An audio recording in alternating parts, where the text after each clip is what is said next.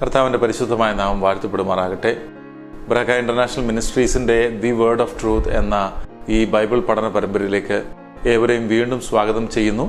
കഴിഞ്ഞ നാളുകളിൽ ഈ ബൈബിൾ പഠനം അനേകരുടെ ആത്മിക ജീവിതത്തിൽ അനുഗ്രഹമായിരുന്നുവെന്ന് ഞങ്ങൾക്ക് മനസ്സിലാക്കുവാൻ സാധിച്ചിട്ടുണ്ട്. തുടർന്നും ഈ പ്രവർത്തനത്തെ ഓർത്ത് നിങ്ങൾ പ്രാർത്ഥിക്കണം. തുടർന്ന് ദൈവവചന പഠനത്തിനായി നമ്മുടെ ഹൃദയങ്ങളെ ഏകാഗ്രമാക്കാം. കർത്താവ് നമ്മെ ധാരാളമായി അനുഗ്രഹിക്കുമാറാകട്ടെ.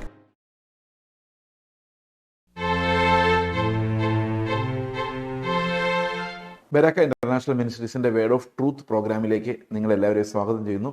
കർത്താവ് യേശുക്രിസ്തുവിന്റെ നാമത്തിലുള്ള സ്നേഹവന്ദനത്തെ അറിയിക്കുന്നു. വേർഡ് ഓഫ് ട്രൂത്ത് എന്ന് പറഞ്ഞു കഴിഞ്ഞാൽ സത്യത്തിന്റെ വചനം എന്നാണല്ലോ അർത്ഥം. ഈ സത്യത്തിന്റെ പരിജ്ഞാനം നമുക്ക് ബൈബിളിൽ മാത്രമേ ഉള്ളൂ, വേദപുസ്തകത്തിൽ മാത്രമേ ഉള്ളൂ എന്ന് നമ്മൾ വിശ്വസിക്കുന്നു. യേശുക്രിസ്തു പറഞ്ഞു, ഞാൻ തന്നെയാണ് സത്യം. ആ ട്രൂത്തിന് വെളിയിലുള്ളതൊന്നും സത്യമല്ല. അതെല്ലാം നമ്മുടെ സാഹചര്യങ്ങൾക്കനുസരിച്ച് കറക്റ്റായിരിക്കും. എന്നാൽ കറക്റ്റായിരിക്കുന്നതെല്ലാം സത്യമല്ല. സത്യം ക്രിസ്തുവിൽ മാത്രമേ ഉള്ളൂ. വേറൊരിടത്തും ഈ സത്യത്തിൻ്റെ പരിജ്ഞാനം ഇല്ല. പ്രിയ സഹോദരങ്ങളെ, നമ്മൾ കഴിഞ്ഞ ദിവസം കണ്ടത് അപ്പോസ്തലിക ഉപദേശം എന്ന ട്രൂത്തിൽ നമ്മൾ നിലനിൽക്കേണ്ടതിൻ്റെ ആവശ്യത്തെക്കുറിച്ചാണ്. നമ്മൾ അപ്പോൾ ഒരു കാര്യം കൂടെ പറയേണ്ടതുണ്ട്. എന്താണ് ഈ അപ്പോസ്തലിക ഉപദേശം എന്ന് പറയുന്ന ആ നാരോ റോഡ്? ഇത് വളരെ നമുക്കറിയാം, ലോകത്തിലെ ഏതറിവിനും ഒരു ജനറൽ നേച്ചറുണ്ട്. ജനറൽ നേച്ചർ എന്ന് പറഞ്ഞു കഴിഞ്ഞാൽ, ഇപ്പം നിങ്ങൾക്ക് എല്ലാവർക്കും അറിയാം, ഒരു കല്ല് മുകളിൽ താഴോട്ടിട്ട് കഴിഞ്ഞാൽ താഴെ വീഴും. ഇനി ഒരു കല്ലും ഒരു ഫെദറും ഒരു തൂവലും ഒരു കെട്ടിടത്തിന് മുകളിൽ നിട്ട് കഴിഞ്ഞാൽ ഇതിലേതാദ്യം വീഴും എന്ന ഒരു ചോദ്യം സാധാരണ ആൾക്കാർ ചോദിക്കാറുണ്ട്. ശരിക്കും ഏതാദ്യം വീഴും? നമുക്കറിയാം കല്ല് ആദ്യം വീഴുള്ളൂ. അതിൻ്റെ കാരണം എന്താണ്? അതിൻ്റെ കാരണം വായു ഉള്ളതുകൊണ്ടാണ്. ഈ വായുവിൻ്റെ റെസിസ്റ്റൻസ് കാരണം ഈ ഫെദർ കനം കുറവായതുകൊണ്ട് ഇത് വായുവിൻ റെസിസ്റ്റൻസ് കാരണം പതുക്കെ മാത്രമേ വരൂ. പക്ഷെ വായു ഇല്ലാത്തൊരു അന്തരീക്ഷമാണെങ്കിൽ ഇത് രണ്ടും ഒരേ സമയത്ത് തന്നെ വരും. അപ്പോൾ ശരിക്കും പറഞ്ഞു കഴിഞ്ഞാൽ ഇതൊക്കെ നമുക്ക് ഞാനിപ്പോൾ നിങ്ങളോട് പറയുകയാണെങ്കിൽ നിങ്ങൾക്ക് വേണമെങ്കിൽ ഒരു പരീക്ഷണം നടത്തി തെളിയിക്കാവുന്ന കാര്യമാണ്. ഇപ്പം ജനറലി അവൈലബിൾ ആണ്. അതായത് സയൻസിൻ്റെ എല്ലാ അറിവുകളും ജനറലി അവൈലബിൾ ആണ്. അത് ആർക്ക് വേണമെങ്കിലും പരിശോധിച്ച് നോക്കാം. അതങ്ങനെ തന്നെ ആയിരിക്കും. എന്നാൽ ഇപ്പോൾ നമുക്കറിയാം, ഉന്നതമായ തലത്തിലേക്ക് പോകുമ്പോൾ, ശാസ്ത്രത്തിൻ്റെ കൂടുതൽ ഉന്നതമായ തലത്തിലേക്ക് പോകുമ്പോൾ ഒത്തിരി സ്പെക്കുലേഷനിലേക്ക് പോകേണ്ടി വരുന്നുണ്ട്, പ്രഡിക്ഷൻസിലോട്ട് പോകേണ്ടി വരുന്നുണ്ട്. അത് അവിടെ ഉണ്ട്. അതേസമയത്ത് എങ്കിൽ പോലും പൊതുവെ പറഞ്ഞു കഴിഞ്ഞാൽ ശാസ്ത്രത്തിൻ്റെ ഒരു പ്രത്യേകത, അത് ജനറൽ ട്രൂത്ത്സിനെ സംബന്ധിക്കുന്നതാണ്. അതായത് ഏത് മനുഷ്യർക്കും അത് വെരിഫയബിൾ എന്ന് പറയും. അതായത് നമുക്ക് വെരിഫൈ ചെയ്ത് നോക്കാം. പനി വന്നു കഴിഞ്ഞാൽ പാരസെറ്റമോൾ കഴിച്ചാൽ മാറും. അത് 100-നും അത്ര സീരിയസ് പനി അല്ലെങ്കിൽ അത് എക്സ്പെരിമെൻ്റലി വെരിഫൈഡ് ആണ്. എന്നാൽ ഈ ക്രിസ്തുവിൻ്റെ പരിജ്ഞാനം എന്ന് പറയുന്നത് അങ്ങനെയല്ല. അത് ആക്സസ് ചെയ്യാൻ വേണ്ടി, ഈ പരിജ്ഞാനം ആക്സസ് ചെയ്യാൻ വേണ്ടി ഒരു അതിവിശുദ്ധ വിശ്വാസം ആവശ്യമാണ്. ഈ വിശ്വാസത്താൽ മാത്രമേ ക്രിസ്തുവിൻ്റെ പരിജ്ഞാനം ആക്സസ് ചെയ്യാൻ പറ്റുള്ളൂ. പക്ഷെ വിശ്വാസം എന്ന് പറയുന്നതും നമ്മൾ ഇന്ന് കാണുന്ന ഒരു സാധാരണ വിശ്വാസമല്ല. ദൈവത്തിൻ്റെ വചനത്തിൻ്റെ കേൾവിയാൽ നമ്മുടെ ഹൃദയം തുറക്കുമ്പോൾ നമുക്ക് കാണാൻ പറ്റുന്ന അത്ഭുതകരമായ കാഴ്ചകളാണ് ആ വിശ്വാസത്തിന് ആധാരമായിട്ടുള്ളത്.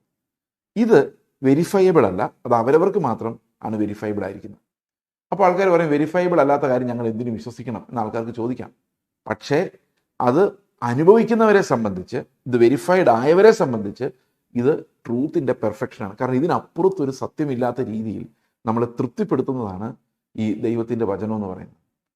ആ സ്പെഷ്യൽ റെവലേഷൻ, അതായത് ദൈവം നമുക്ക് തരുന്ന ഒരു പ്രത്യേകമായ വെളിപ്പാട്, ഈ വെളിപ്പാട് സാധാരണ ലോകത്തിൽ ലഭിക്കാത്ത ഒരു വെളിപ്പാട്, അതിനെയാണ് നമ്മൾ അപ്പോസ്തലിക ഉപദേശം അതിനകത്താണ് ഉൾക്കൊള്ളിക്കുന്നത്.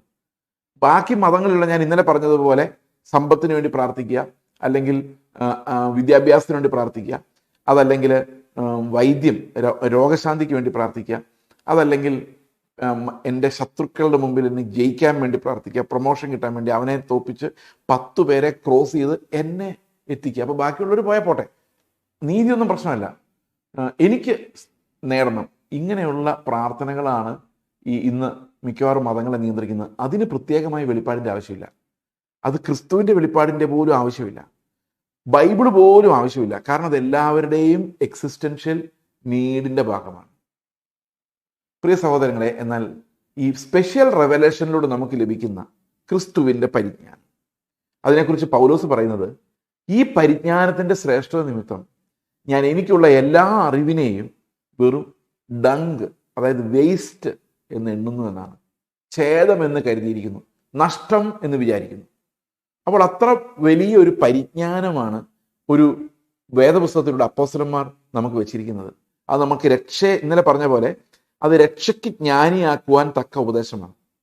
അങ്ങോട്ട് കടക്കാതെ, അതായത് രക്ഷയ്ക്ക് ജ്ഞാനിയാക്കുന്ന ഉപദേശത്തിലേക്ക് കടക്കാതെ, നമ്മുടെ പിള്ളേരുടെ ഭാവി, നമ്മുടെ ജീവിതം, നമുക്ക് ആവശ്യമുള്ള സമ്പത്ത്, നമുക്ക് ആവശ്യമുള്ള ആരോഗ്യം എന്നിങ്ങനെയുള്ള ബേസിക് നീഡ്സിന് വേണ്ടി മറ്റെല്ലാ മതങ്ങളിലുമുള്ള അതേ അറിവ് തന്നെയായിട്ടാണ് ഇന്ന് മിക്കവാറും സഭകൾ ഓപ്പറേറ്റ് ചെയ്യുന്നത്. അവിടെ ഒന്നും യേശുക്രിസ്തുവിൻ്റെ ഉപദേശ രൂപം ലഭിക്കുന്നില്ല എന്നുള്ളതാണ്. പ്രിയ സഹോദരങ്ങളെ, എന്താണ് ഈ അടിസ്ഥാന ഉപദേശ രൂപം? നമ്മൾ ഒരിക്കലും കൈവിട്ടു പോകരുതാത്ത അടിസ്ഥാന ഉപദേശ രൂപം എന്താണ്? നമുക്ക് ഇത് കൈവിട്ടു പോയാൽ എന്ത് സംഭവിക്കും? ഇത് കൈവിടപ്പെട്ടു പോകുന്നതിനെ കുറിച്ചുള്ള മുന്നറിയിപ്പുകൾ എന്തൊക്കെയാണ് നമുക്ക് നോക്കാം. എന്താണ് അപ്പോസ്തലിക ഉപദേശം? റോമാലേഖനം 6-ാം അധ്യായത്തിന്റെ 17-ാം വാക്യം നമ്മൾ വായിക്കുമ്പോൾ അവിടെ ഇങ്ങനെ കാണാം.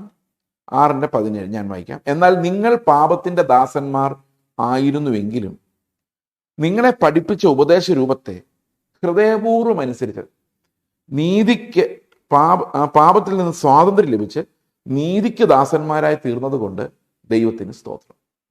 അപ്പോൾ ഇവിടെ ഒരു ഉപദേശ രൂപം, ആ വാക്ക് ഇങ്ങനെയാണ്. എന്നാൽ നിങ്ങൾ പാപത്തിന്റെ ദാസന്മാരായിരുന്നുവെങ്കിലും നിങ്ങളെ പഠിപ്പിച്ച ഉപദേശ രൂപത്തെ ഹൃദയപൂർവ്വം അനുസരിച്ച് പാപത്തിൽ നിന്ന് സ്വാതന്ത്ര്യം ലഭിച്ച് നീതിക്ക് ദാസന്മാരായി മാറി. അപ്പോൾ ഉപദേശ രൂപത്തെ അനുസരിക്കുക. ഒരു ഉപദേശ രൂപം എന്തിനു വേണ്ടിയുള്ളതാണ്? അത് ജോലി കിട്ടാൻ വേണ്ടിയുള്ളത്, സമ്പത്ത് കിട്ടാൻ വേണ്ടിയുള്ളതൊന്നുമല്ല. പാപത്തിൽ നിന്ന് മോചനം ലഭിക്കാൻ വേണ്ടിയുള്ളതാണ്, പാപത്തെ ജയിക്കാൻ വേണ്ടിയുള്ളതാണ്, ക്രിസ്തുവിനെ നേടാൻ വേണ്ടിയുള്ളതാണ്, സ്വാതന്ത്ര്യം പ്രാപിക്കാൻ വേണ്ടിയുള്ളതാണ്. ആ ഒരു സ്വാതന്ത്ര്യത്തിന്റെ ഉപദേശം, ഇതാണ് സഭയുടെ ഫൗണ്ടേഷനായിട്ട് വരുന്നത്. ഇതൊരു വാക്യത്തിൽ തീരുന്നതല്ല, അതൊരു ബൃഹത്തായ വ്യവസ്ഥാപിതമായ ദൈവശാസ്ത്രത്തിന്റെ അംശങ്ങളാണ്. അപ്പോൾ ശരിക്കും പറഞ്ഞു കഴിഞ്ഞാൽ രക്ഷയ്ക്ക് ജ്ഞാനിയാക്കുന്ന ഉപദേശം, അത് ഒരു ഉപദേശ രൂപമായി അപ്പോസ്തലന്മാർ അന്ന് സ്ഥാപിക്കപ്പെട്ട സകല സഭകളിലും നൽകിയിട്ടുണ്ടായിരുന്നു. പ്രിയ സഹോദരങ്ങളെ, ഇന്നും എസ്റ്റാബ്ലിഷ്ഡ് ചർച്ചുകളിൽ ഒരുപക്ഷെ അവർക്ക് പൂർണ്ണമായിട്ടൊന്നും മനസ്സിലാകുന്നുണ്ടാവില്ലായിരിക്കാം, അല്ലെങ്കിൽ തെറ്റിദ്ധരിച്ച രീതിയിലായിരിക്കും അവർ ചെയ്യുന്നത്. ഫോർ എക്സാമ്പിൾ, ഇപ്പോൾ കാത്തലിക് ചർച്ചിലോ ഓർത്തഡോക്സ് ചർച്ചിലോ ചെന്ന് കഴിയുമ്പോൾ അവർ യേശുക്രിസ്തു ഒരിക്കലായി കഴിച്ച ശരീരയാഗത്തെ അത് പോരാ എന്ന് പറഞ്ഞ് അവർ വീണ്ടും കുർബാനകൾ കഴിക്കുകയാണ്. എന്നാൽ CSI മുതൽ ഇങ്ങോട്ടുള്ള ചർച്ചുകളിൽ, പ്രൊട്ടസ്റ്റന്റ് വിഭാഗങ്ങളിൽ അങ്ങനെയില്ല. അവർ വിശ്വസിക്കുന്നു യേശുക്രിസ്തുവിൻ്റെ ഏകയാഗത്താണ് നമ്മൾ എന്നേക്കുമായി വിമോചനം പ്രാപിച്ചിരിക്കുന്നു, ഇനിയൊരു കുർബാനയുടെ ആവശ്യമില്ല. അപ്പോൾ ഇതാണ് ഫണ്ടമെന്റൽ ഡിഫറൻസ്. അപ്പോൾ അപ്പോസ്തലിക ഉപദേശ രൂപം എന്താണ്? അപ്പോസ്തലന്മാർ എന്താണ് പഠിപ്പിച്ചത്? രക്ഷയ്ക്ക് ജ്ഞാനിയാക്കുന്ന ഉപദേശം നമ്മൾ പഠിക്കാതെ പോയി കഴിഞ്ഞാൽ ഇന്ന് നമ്മൾ ചുറ്റും നോക്കുന്ന അവസ്ഥയിൽ നമ്മൾ കാണുന്ന ഒരു സാഹചര്യമുണ്ട്.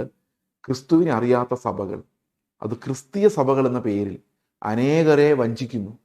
പാവങ്ങളായ ആളുകൾ ഇതൊന്നും അറിയാതെ ഈ സഭകളിൽ പോയിരിക്കുന്നു. അവർക്ക് ഒരു അടിസ്ഥാന ഉപദേശം അറിയില്ല. അപ്പോൾ എന്താണ് ഈ അടിസ്ഥാന ഉപദേശം എന്നുള്ള കാര്യം നമുക്ക് വളരെ ലളിതമായി, നമ്മൾ ഇതിനെക്കുറിച്ചാണ് വളരെ വിശദമായിട്ട് കണ്ടത്. പക്ഷെ 1-2 കാര്യങ്ങൾ ഒന്ന് ആവർത്തിച്ച് നിങ്ങളുടെ മുമ്പിൽ പറയുവാനും അതോടൊപ്പം തന്നെ ഈ ഉപദേശ രൂപം കൈവിട്ടു പോയാൽ എന്ത് സംഭവിക്കും എന്നും കൂടെ പറയാൻ വേണ്ടിയാണ് ഈ സമയം ഞാൻ ഉപയോഗിക്കുന്നത്. ഇത് റോമാലേഖനം 6-ാം അധ്യായത്തിൽ നമ്മൾ വായിച്ച പോലെ ഈ ഉപദേശ രൂപം എന്ന് പറയുന്നതിന് പ്രധാനപ്പെട്ട 3 ഘടകങ്ങളുണ്ട്. ഒന്ന്, പാപത്തോടുള്ള നമ്മുടെ സ്ലേവറിയാണ്, അടിമത്തം. ഈ അടിമത്തം എന്ന് പറയുന്നത് ശരിക്കും നമുക്ക് സ്വയം രക്ഷപ്പെടാൻ കഴിയാത്ത ഒരു സാഹചര്യമാണ്. സ്ലേവ് അങ്ങനെയാണ്. എഫെസ്യ ലേഖനം 2:1 പറയുന്ന അതിക്രമങ്ങളാലും പാപങ്ങളാലും നിങ്ങൾ മരിച്ചവരായിരുന്നു. We are dead in sin. അതായത് നമുക്ക് സ്പിരിച്വലി യാതൊരു ജീവനുമില്ലാത്ത അവസ്ഥയിലായിരുന്നു നമ്മൾ. അപ്പോൾ നമ്മൾ പ്രാർത്ഥിക്കുന്നുണ്ട്, ചർച്ചിൽ പോകുന്നുണ്ട്, നമ്മൾ വിഷയങ്ങൾ വെച്ച് പ്രാർത്ഥിക്കുന്നുണ്ട്, എല്ലാം സാധിക്കുന്നുമുണ്ട്. കാരണം അനേക ആൾക്കാർക്ക് പ്രാർത്ഥന അതുപോലെ നടക്കും. പക്ഷേ യേശുക്രിസ്തുവുമായിട്ട് വ്യക്തിപരമായ ബന്ധമില്ല. കാരണം ഡെഡാണ്. മരിച്ച ആൾക്കാരും, അതായത് ആത്മീകമായി മരിച്ച ആൾക്കാരും പ്രാർത്ഥിക്കുന്നുണ്ട്. അവരാ കൂടുതൽ പ്രാർത്ഥിക്കുന്നത് എനിക്ക് തോന്നുന്നു. കാരണം അവർക്കൊരു യജ്ഞം പോലെയാണ്. അപ്പോൾ ഈ മരണാവസ്ഥ, ആത്മീക മരണാവസ്ഥയിലും ശരീരത്തിന് ആവശ്യങ്ങളുണ്ട്, ആത്മീക മരണാവസ്ഥയിൽ നമുക്ക് മൈൻഡിന് ആവശ്യങ്ങളുണ്ട്, ഇതിനു വേണ്ടിയുള്ള നിലവിളിയുണ്ട്, പ്രാർത്ഥനയുണ്ട്. ഇതെല്ലാം മതം ഓപ്പറേറ്റ് ചെയ്യുവാൻ ആത്മാവിൻ്റെ യാതൊരു ആവശ്യമില്ല. Spiritually dead people can operate A religion much better than A spiritually alive person. ഒരു ഓർഗനൈസേഷൻ നടത്താൻ, ഒരു മതം നടത്താനെല്ലാം, പ്രാർത്ഥന നടത്താൻ വരെ, ഉപവാസ പ്രാർത്ഥന നടത്താൻ വരെ ആത്മീകമായി കാഴ്ച ഇല്ലാത്തവരെ കൊണ്ട് സാധിക്കും. അത്ഭുതങ്ങൾ നടത്താനും അവരെ കൊണ്ട് സാധിക്കും. ഇത് നമ്മൾ മനസ്സിലാക്കേണ്ടത് വലിയൊരു വഞ്ചന അന്ത്യകാലത്ത് വരാൻ പോകുന്നുണ്ട്. ക്രിസ്തുവിനെ എടുത്തു കളയുന്ന ആളുകൾ വലിയ വഞ്ചനയിലേക്ക് ആൾക്കാരെ നയിക്കുന്ന ഒരു സാഹചര്യം ഇന്നുണ്ട്. അപ്പോൾ അടിസ്ഥാന വേദോപദേശങ്ങളുടെ ഒന്നാമത്തെ ഭാഗം എന്ന് പറയുന്നത് നമ്മുടെ അപര്യാപ്തത, നമ്മുടെ ഡെഡ്നെസ് ആണ്. We are dead to God. ദൈവം നോക്കുമ്പോൾ ഞാൻ ജീവനില്ലാത്തവനാണ്, ദൈവവുമായിട്ട് ബന്ധമില്ലാത്തവനാണ്. റോമാലേഖനം 5-ാം അധ്യായത്തിൽ ഇതിനെക്കുറിച്ച് വിവരിക്കുന്ന ഇങ്ങനെയാണ്. ഒരു ഓർഡറിൽ ഇങ്ങനെ പൗലോസ് പറയുന്നുണ്ട്, ക്രിസ്തു നാം പാപികളായിരിക്കുമ്പോൾ നമുക്ക് വേണ്ടി മരിച്ചു. 8-ാം വാക്യം. അടുത്ത വാക്യം 10-ാം വാക്യത്തിൽ പറയുന്നു, ശത്രുക്കളായിരിക്കുമ്പോൾ തന്നെ അവൻ നമുക്ക് വേണ്ടി മരിച്ചു. അപ്പോൾ ഒരു നീതിയും ഇല്ലാത്തപ്പോൾ, ഒരു ഗുണവും ഇല്ലാത്തപ്പോൾ കർത്താവ് നമുക്ക് വേണ്ടി മരിച്ചു. അപ്പം നമ്മുടെ ഭാഗത്തു നിന്ന് നമ്മൾ ദൈവത്തിന് കൊടുത്തിരിക്കുന്ന ശത്രുത്വവും പാപവും അല്ലാതെ വേറൊന്നുമില്ല. ദൈവം നമ്മളെ നോക്കുമ്പോൾ അങ്ങനെ മാത്രമേ കാണുന്നത്. അപ്പോൾ അതാണ് അതിൻ്റെ ഒന്നാമത്തെ ഭാഗം. ഈ ഒന്നാമത്തെ ഭാഗം ഗ്രഹിക്കാൻ ഭയങ്കര പാടാണ്. കാരണം നമ്മൾ ഓൾറെഡി ഒരു നീതി വ്യവസ്ഥയുടെ ഭാഗമായിരിക്കും. അപ്പോൾ കുറേ നീതി പ്രവൃത്തികൾ ചെയ്തിട്ടുള്ളതായിട്ടാണ് നമുക്ക് എപ്പോഴും തോന്നുന്നത്. തന്നെയുമല്ല, വേറൊരാളെ നോക്കുമ്പോൾ അവർ നമ്മുടെ അത്രയും നീതിയുള്ളവരല്ല എന്നൊരു ചിന്ത നമുക്കുണ്ടാകുകയും ചെയ്യാം.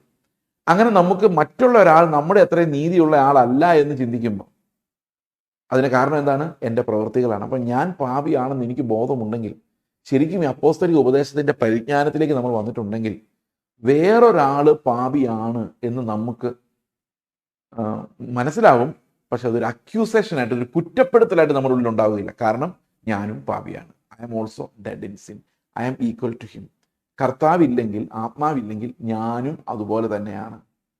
Every man is sinful. എല്ലാ മനുഷ്യരും പാപികളാണ്.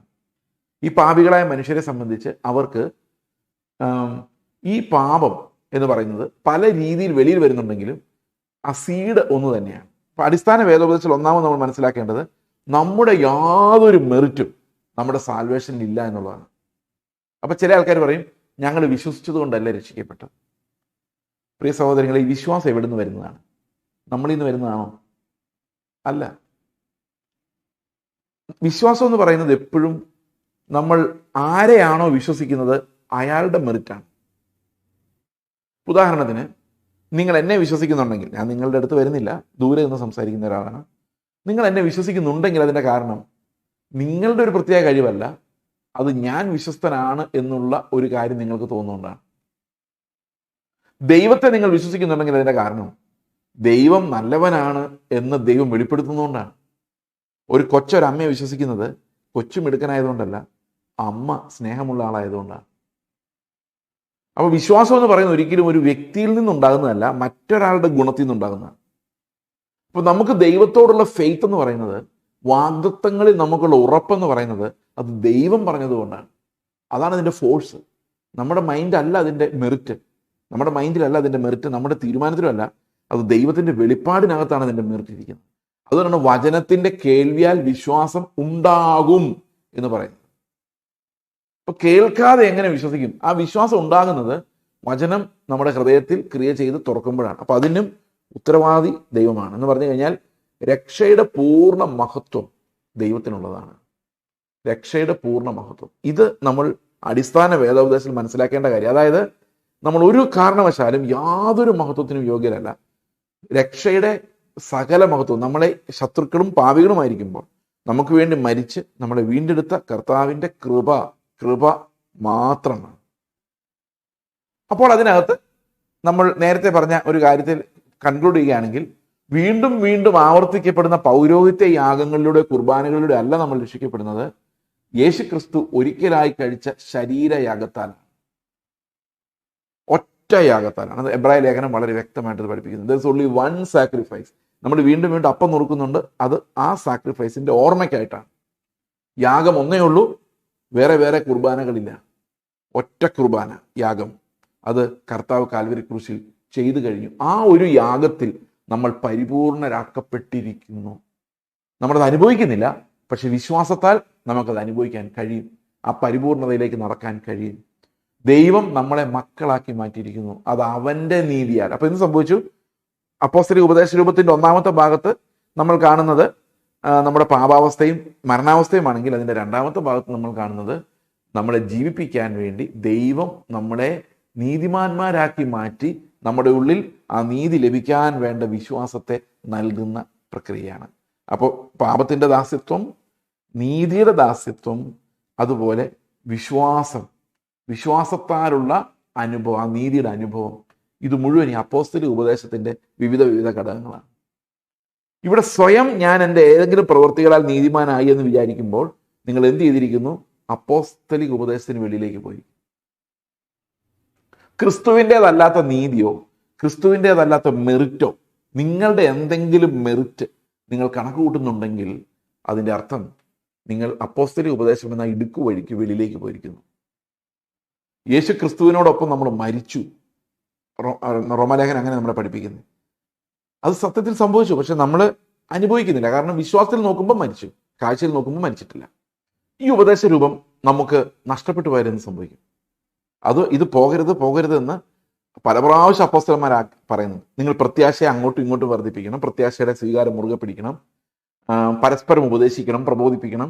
കാരണം ഇത് വിട്ടുപോകാം. കാരണം നമ്മുടെ ലോകത്തൊരിടത്തും ഇങ്ങനെ ചിന്തയില്ല. നമുക്ക് ലോകത്തിൽ ഒരു ഫിലോസഫിയിലും പാപി രക്ഷിക്കപ്പെടുന്നില്ല. ലോകത്തിൽ ഒരു തത്വചിന്തയിലോ മതത്തിലോ പാപി യേശു ക്രിസ്തുവിന്റെ വേറൊരാളുടെ, അതായത് നമ്മുടേതല്ലാത്ത മെറിറ്റിനാൽ രക്ഷപ്പെടുന്നില്ല. കാത്തലിക് ചർച്ചിൽ അങ്ങനെ ഇല്ല. കാരണം അവിടെ നമ്മുടെ മെറിറ്റ് നമ്മൾ ഉണ്ടാക്കണം സ്വർഗത്തിൽ പോകണമെങ്കിൽ. ഈ ക്രിസ്തുവിന്റെ മെറിറ്റിനാൽ സ്വർഗത്തിൽ പോകും എന്ന് വിശ്വാസത്താൽ സ്വർഗത്തിൽ പോകും. നമുക്ക് സ്വർഗത്തിൽ പോകാനുള്ള യോഗ്യത ഒരിക്കലും ഉണ്ടാക്കാൻ പറ്റത്തില്ല. എന്നാൽ കർത്താവ് നമ്മൾ വസിക്കുമ്പോൾ ആ യോഗ്യത ഉള്ളതായി നമ്മൾ കണക്കൂട്ടപ്പെടുന്നു. നമ്മൾ അങ്ങോട്ട് വളർന്നു വരുന്നു, ക്രിസ്തുവിന്റെ സ്വഭാവമുള്ളവരായി മാറുന്നു. ഈ ഒരു അപ്പോസ്തലിക ഡോക്ട്രിൻ എന്ന് പറയുന്നത് വളരെ പ്രഷ്യസ് ആണ്. അത് സഭകൾക്ക് തന്നെ നഷ്ടപ്പെട്ടു പോയിക്കൊണ്ടിരിക്കുകയാണ്. കാരണം ഏത് മനുഷ്യൻ ചിന്തിക്കുമ്പോഴും നീതിമാൻ എന്ന് പറയുന്നത് പ്രവർത്തിക്കുന്ന ഒരാളെന്ന് ചിന്തിക്കുള്ളൂ. വിശ്വസിക്കുന്നവരെ നീതിമാൻ എന്ന് വിളിക്കുന്ന ദൈവത്തിന്റെ ആ മെക്കാനിസം, ആ ടെക്നിക്ക് നമ്മുടെ ഹൃദയത്തിൽ നമുക്ക് രജിസ്റ്റർ ആകണം, അത് ബോധ്യപ്പെടണം. എങ്ങനെയാണ് ദൈവം അത് ചെയ്യുന്നത്? ഇത് പലപ്പോഴും വിശദമായിട്ട് ഞാൻ സംസാരിച്ചിട്ടുള്ള കാര്യമാണ്. അപ്പോൾ ഈ ഒരു ഉപദേശം നമുക്ക് നഷ്ടപ്പെട്ടു പോയാൽ എന്ത് സംഭവിക്കും എന്നുള്ള കാര്യം കൂടെ നമുക്ക് നോക്കാം. എന്താണ് ഇതിനെക്കുറിച്ചുള്ള മുന്നറിയിപ്പുകൾ? ഈ മുന്നറിയിപ്പുകൾ ഏറ്റവും കൂടുതലുള്ളത് എബ്രായ ലേഖനത്തിലാണ്. എബ്രായ ലേഖനം എഴുതപ്പെടുന്നത്, ഇത് നമ്മൾ വാക്യം പ്രതിവാക്യം കണ്ട കാര്യമാണ്. എബ്രായ ലേഖനത്തിൽ പ്രധാനമായിട്ടും പറയുന്നത്, അന്ന് ഈ ക്രിസ്തു വിശ്വാസികൾക്കെതിരെ ഭയങ്കരമായ പെർസിക്യൂഷൻ നടക്കുന്ന ഒരു കാലത്ത് എബ്രായ വിശ്വാസികൾ, അതായത് യഹൂദന്മാരിൽ നിന്നുള്ള ക്രിസ്തു വിശ്വാസികൾ, യഹൂദന്മാർക്ക് പീഡനമില്ല, എന്നാൽ ക്രിസ്തു വിശ്വാസികൾക്ക് പീഡനമുണ്ട്. അന്ന് ആ സമയത്ത് യഹൂദന്മാർ തന്നെ പീഡിപ്പിക്കുന്നുണ്ട്. അതുകൂടാതെ പതുക്കെ റോമാ പീഡനവും തുടങ്ങിയത്. അപ്പോൾ ഒത്തിരി ആളുകളും തിരിച്ചു പോകുന്ന ഒരവസ്ഥയിലേക്ക് പ്രലോഭിപ്പിക്കപ്പെടുന്നു. കല്യാണം നടക്കത്തില്ല, അല്ലെങ്കിൽ ഊരുവിലക്കുണ്ടാകുന്നു, അവരെ ആരും ബന്ധുക്കൾ മൈൻഡ് ചെയ്യുന്നില്ല, അവർ ഫ്രസ്ട്രേറ്റഡ് ആയി പോകുന്നു, തിരിച്ചു പോകണമെന്ന് ചിന്തിക്കുന്നു. ഇന്നും അങ്ങനത്തെയുള്ള സാഹചര്യങ്ങൾ പല സ്ഥലത്തുമുണ്ട്. പല ആൾക്കാരും തിരിച്ചു പോകുന്നു നമ്മൾ കാണുന്നുണ്ട്. വിശ്വാസത്തിലേക്ക് വന്ന ശേഷം തിരിച്ച് കത്തോലിക്ക, യാക്കോബായി തിരിച്ചു പോകുന്നതും കാണുന്നുണ്ട്. അപ്പോൾ എങ്ങനെയാണ് തിരിച്ചു പോകുന്നവർക്ക് എന്താണ് സംഭവിക്കുന്നത്? അതാണ് എബ്രായ ലേഖനം പറയുന്നത്. എന്തുകൊണ്ട് പോകരുത്? പോയാൽ എന്ത് സംഭവിക്കും? ആരെങ്കിലും പോയോ, രക്ഷിക്കപ്പെട്ട ഒരാൾ പോകുമോ? ഇതൊന്നും അല്ല. പോയാൽ എന്ത് സംഭവിക്കും? പോകരുത് എന്നുള്ള മുന്നറിയിപ്പുകളാണ് എബ്രായ ലേഖനത്തിലുള്ളത്. ആ മുന്നറിയിപ്പുകളിൽ പ്രധാനപ്പെട്ട, നമ്മൾ എബ്രായ ലേഖനം 2-ാം അധ്യായത്തിലുള്ള ഒരു മുന്നറിയിപ്പ് നമ്മൾ വായിച്ചു. വല്ലപ്പോഴും ഒഴുകി പോകരുതെന്ന് വായിച്ചു. മോശ മൂലം തന്ന കൽപ്പനകളോട് ദൈവം അത്ര കർശനം ഇടപെട്ടുവെങ്കിൽ മോശയേക്കാൾ മഹത്വമുള്ള സൃഷ്ടിതാവ് തന്നെ ഇറങ്ങി വന്ന് ദൂതന്മാരാൽ പറഞ്ഞതല്ല, സൃഷ്ടിതാവ് തന്നെ പറഞ്ഞ കൽപ്പനകളെ അഗണ്യമായി വിചാരിച്ചാൽ എത്ര കഠിനമായ ശിക്ഷാവിധിക്ക് പാത്രമാകുമെന്ന് ഒരു മുന്നറിയിപ്പുണ്ട്. 10-ാം അധ്യായത്തിലേക്ക് നമ്മൾ വരുമ്പോൾ ഈ മുന്നറിയിപ്പ് കുറച്ചും കൂടെ ക്ലിയർ ആയിട്ട് നമുക്ക് മനസ്സിലാക്കാം. 10-ാം അധ്യായം നമുക്ക് പരിചയമുള്ള അധ്യായമാണ്, നമ്മൾ ഓൾറെഡി പഠിച്ചതാണ്. എങ്കിൽ അതിൻ്റെ പ്രധാനപ്പെട്ട ആശയം ഇതാണ്. നമുക്കൊന്ന് നോക്കാം എങ്ങനെയാണ് ഈ അപ്പോസ്തലിക ഉപദേശത്തിൽ നിന്ന് വിട്ടുപോകുന്നവർ ആരാണ്, എന്താണ് അവർക്ക് സംഭവിക്കുന്നത് നമുക്ക് നോക്കാം. 10-ാം അധ്യായം തുടങ്ങുമ്പോൾ പറയുന്നത്, ന്യായപ്രമാണം വരുവാനുള്ള നന്മകളുടെ നിഴലല്ലാതെ കാര്യങ്ങളുടെ സാക്ഷാൽ സ്വരൂപമല്ലായതുകൊണ്ട് ആണ്ടുതോറും ഇടവിടാതെ കഴിച്ചു പോരുന്ന അതേ യാഗങ്ങളിൽ അടുത്തു വരുന്നവർക്ക് സൽഗുണപൂർത്തി വരുത്തുവാൻ ഒരു നാളും കഴിവുള്ളതല്ല. കാരണം ആവർത്തിക്കപ്പെടുന്ന യാഗങ്ങൾക്ക് ഒരു പ്രത്യേകതയുണ്ട്. അത് കുർബാനയായാലും എന്തായാലും ഒരു പ്രത്യേകത എന്താണെന്ന് വെച്ച് കഴിഞ്ഞാൽ, രണ്ടാമത് ആവർത്തിക്കപ്പെടേണ്ടി വരുന്നത് എന്തുകൊണ്ടാണ്? അത് ഒരു കാലഘട്ടത്തിലേക്ക് മാത്രം വർക്ക് ചെയ്യുന്ന ഒരു കാര്യമായതുകൊണ്ടാണ്. ഇപ്പൊ 2024 അടുത്ത മാസം, ഈ മാസം അവസാനം എങ്ങാനും നിങ്ങൾ പോയി ഒരു കുർബാന കഴിച്ചു, അല്ലെ കുമ്പസാരിച്ച് കുർബാന കഴിച്ചു, ഒരു പീരീഡ് ഓഫ് ടൈം ഉണ്ട്. 1 വർഷമാണ് അതിന്റെ കാലാവധി മാക്സിമം. അതിനിടയിലൊക്കെ പോകാം. അടുത്ത വർഷം വീണ്ടും ഇത് ആവർത്തിക്കപ്പെടും. അപ്പോൾ ഈ പൗരോഹിത്യവും അതിന്റെ യാഗങ്ങളും നിശ്ചിത സമയത്തിലേക്കുള്ളതാണ്. പഴയ നിയമത്തിൽ അങ്ങനെയായിരുന്നു. അതുകൊണ്ട് എന്ത് സംഭവിക്കുന്നു? ഒരിക്കൽ പോലും പാപത്തിനൊരു യഥാർത്ഥ പരിഹാരം വന്നതായിട്ട് നമുക്ക് തോന്നുന്നില്ല. അതുകൊണ്ട് താഴോട്ട് വായിക്കുമ്പോൾ പറയുകയാണ്, 11-ാം വാക്യം, ഏത് പുരോഹിതനും ദിവസേന ശുശ്രൂഷിച്ചും പാപങ്ങളെ പരിഹരിപ്പാൻ ഒരു നാളും കഴിയാത്ത. കാരണം ദിവസേന ശുശ്രൂഷിക്കുകയാണെങ്കിൽ അതിൻ്റെ അർത്ഥം എന്താ? ഇന്ന് രാവിലത്തേത് നാളെ രാവിലെ വരെ എഫക്റ്റീവ് ആകുന്നുള്ളൂ. നാളെ പിന്നെയും പോയി ഈ പാപമോചനത്തിലൂടെ കടന്നു പോകണം. അപ്പോൾ ശരിക്കും പറഞ്ഞു കഴിഞ്ഞാൽ ഒരു സമയത്ത് നമ്മൾ ഫ്രീ അല്ല, എപ്പോഴും നമ്മൾ ഈ യാഗങ്ങളാൽ ബന്ധിതരാണ്. ഇത് ശരിയോ തെറ്റോ എന്നുള്ളതല്ല, ബൈബിൾ അത് അംഗീകരിക്കുന്നില്ല എന്നുള്ളതാണ്. അടുത്ത വാക്യം പറയുന്നത്, ഏത് പുരോഹിതനും ദിവസേന ശുശ്രൂഷിച്ചും പാപങ്ങളെ പരിഹരിപ്പാൻ ഒരു നാളും കഴിയാത്ത അതേ യാഗങ്ങളെ കൂടെ കൂടെ കഴിച്ചുകൊണ്ട് നിൽക്കുന്നു. യേശുവോ പാപങ്ങൾക്ക് വേണ്ടി ഏകയാഗം കഴിച്ചിട്ട് എന്നേക്കും ദൈവത്തിന്റെ വലതുഭാഗത്തിരിക്കുന്നു. അപ്പൊ രണ്ട് വ്യവസ്ഥകളാണ്. ഒന്ന് ആവർത്തിക്കപ്പെടുന്ന കുർബാനകളുള്ള ഒരു വ്യവസ്ഥയും, മറ്റൊന്ന് യേശു ഒരിക്കലായി കഴിച്ച ശരീരയാഗത്താൽ വിശുദ്ധീകരിക്കപ്പെട്ടു എന്ന് വിശ്വസിക്കുന്ന ഒരു ഗ്രൂപ്പ്. നിങ്ങൾ ഏത് ഗ്രൂപ്പാണ്? ഇവിടെ എബ്രായ ലേഖനം ചോദിക്കുന്ന ചോദ്യം അതാണ്. നിങ്ങൾ ഏത് ഗ്രൂപ്പാണ്? അപ്പോൾ ഏകയാഗത്താൽ നമ്മൾ വിശദീകരിക്കപ്പെട്ടുവെങ്കിൽ ഇനി യാഗത്തിന്റെ ആവശ്യമില്ല, യാഗത്തിന്റെ ഓർമ്മ മാത്രം മതി. അപ്പോൾ അപ്പം എടുത്ത് യേശുവിന്റെ ശരീരം ആകുന്നില്ല, അത് മുറിക്കേണ്ട കാര്യം ഉണ്ടാകുന്നില്ല. യേശുവിന്റെ ശരീരം മുറിക്കപ്പെട്ടു എന്നുള്ള വസ്തുതയുടെ ഓർമ്മ മാത്രം, അത് അപ്പം തന്നെയായിട്ടിരുന്നാൽ മതി. യാഗം വീണ്ടും വീണ്ടും ആവർത്തിക്കപ്പെടേണ്ട കാര്യമില്ല. അപ്പൊ യാഗം വീണ്ടും വീണ്ടും ആവർത്തിക്കപ്പെടുന്നുണ്ടെങ്കിൽ അതിന്റെ അർത്ഥം എന്താണ്? അത് ശരിക്കും പറഞ്ഞു കഴിഞ്ഞാൽ എഫക്റ്റീവ് ആകുന്നില്ല എന്നുള്ളതാണ്. ഞാൻ എപ്പോഴും ആലോചിച്ചിട്ടുണ്ട്, മരിച്ച ശേഷം ഒരു കുർബാന നടത്താറുണ്ട്. മരിച്ച ശേഷം ഒരു കുർബാന നടത്തുമ്പോൾ ഇത് എഫക്റ്റീവ് ആവേണ്ടതാണ്, പക്ഷെ ആവുന്നില്ല. വീണ്ടും ആണ്ടുകൾ ഇത് തുടർന്നു പോകുന്നതിന്റെ കാര്യം എന്താ? ഒരിക്കലും ഇത് തീർന്നതായ ഒരു അഷുറൻസ് ഇല്ല. അപ്പൊ എബ്രായ ലേഖനകർത്താവ് പറയാണ്, ഇങ്ങനെയുള്ള ഒരു സ്ഥലത്തേക്ക് നിങ്ങൾ പോയി കഴിഞ്ഞാൽ, അതായത് പിന്മാറിപ്പോയാൽ എന്ത് സംഭവിക്കും? എന്താണ് ശരിക്കും സംഭവിക്കുന്നത്? 26-ാം വാക്യം പറയുന്നു, സത്യത്തിന്റെ പരിജ്ഞാനം ലഭിച്ച ശേഷം നാം മനഃപൂർവ്വം പാപം ചെയ്താൽ. അതിന്റെ പുറകോട്ടുള്ള കാര്യങ്ങളിൽ ഈ കാര്യം എഴുതിയിരിക്കുന്ന ദുർമനസാക്ഷിയുടെ ആവശ്യമില്ല. കർത്താവിന്റെ അടുത്തേക്ക് നമുക്ക് എന്നേക്കും പ്രവേശനമുണ്ട്. വീണ്ടും വീണ്ടുമുള്ള യാഗത്തിലേക്ക് പോകരുത്. എന്നിട്ട് 26-ാം വാക്യത്തിൽ പറയാണ്, ഇങ്ങനെ ഒരു പാപം നിങ്ങളിൽ ഉണ്ടായാൽ, അതായത് തിരിച്ചു പോയാൽ അവിടെ എന്തേ ഉള്ളൂ?